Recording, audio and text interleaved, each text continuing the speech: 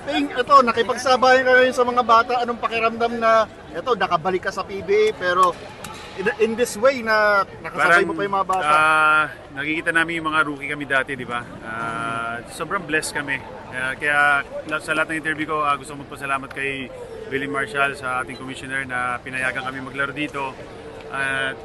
Sobrang saya. Masaya kami na nakita ko ulit yung mga fans, yung kulitan sa All-Star Game. Ito yung mga nakakamiss, yung mga fans na nanonood. So binabalik lang namin sa kanila kung gaano kami kasaya at sana napasaya natin yung mga tao. Kanina, although natalo yung team mo, panalo kayo sa So, sayawan. katulad ng sinasabi ko, pumunta kami dito para hindi maglaro, para sumayaw lang. Hindi. Ganun talaga yung laro eh. But ang importante doon, sabi ko nga, mabigay lang natin yung saya sa mga fans. Kasi yun naman yung pinaka-importante, di ba? Bakit may All-Star Game? Dahil sa mga fans yan, hindi dahil sa mga player. And since nakasabay mo yung mga bata, kakarabihan dyan, di mo na mga naubutan. Oo nga, Ano masasabi mo sa talent ng PBA ngayon moving forward?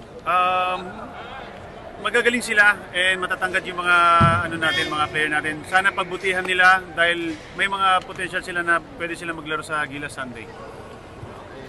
Thank you.